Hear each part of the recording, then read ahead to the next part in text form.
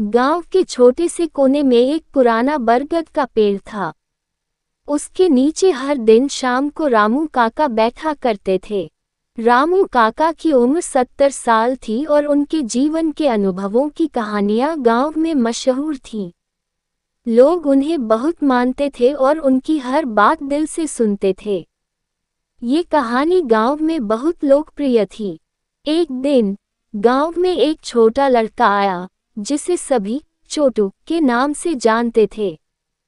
छोटू की उम्र केवल 10 साल थी और वह अपने माता पिता को खो चुका था। उसे गांव के एक परिवार ने अपनाया था, लेकिन उसके दिल में हमेशा एक खालीपन रहता था।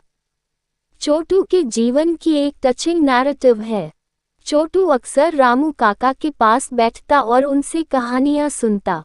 रामू काका की कहानियां दिल को छू लेने वाली होती थीं और छोटू को उनमें अपनी दुनिया मिलती थी।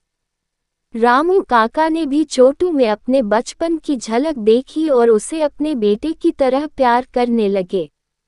इस कहानी ने गांव के लोगों को भी प्रभावित किया। एक दिन रामू काका ने छोटू से कहा, बेटा, क्या तुम जानते हो कि इस बरगद के पेड़ के नीचे एक खजाना छुपा हुआ है? छोटू की आंखें चमक उठीं। उसने पूछा, कहाँ काका? मुझे बताओ, मैं उसे ढूंढूंगा। ये कहानी का एक महत्वपूर्ण मोड़ था। रामू काका ने मुस्कुराते हुए कहा, धैर्य रखो बेटा, सही समय आने दो। जब तुम्हारा दिल सच्चा होगा और तुम इस पेड़ की जड़ों को समझ पाओगे, तब तुम्हें खजाना मिलेगा। ये कहानी धीरे धीरे आगे बढ़ती रही। समय बीतता गया और छोटू रामू काका की बातें ध्यान से सुनता रहा। एक दिन गांव में एक बड़ा तूफान आया और सब कुछ तहस नहस कर गया। पेड़ों की जड़ें उखड़ गईं और गांव के लोग परेशान हो गए। उस तूफान में रामू काका का भी निधन न हो गया।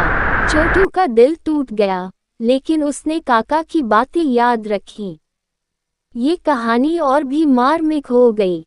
तूफान के बाद गांव वालों ने पेड़ की जड़ों को साफ करना शुरू किया।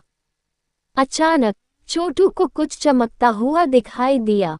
उसने देखा कि बरगद के पेड़ की जड़ों के नीचे एक पुराना बक्सा छुपा हुआ था।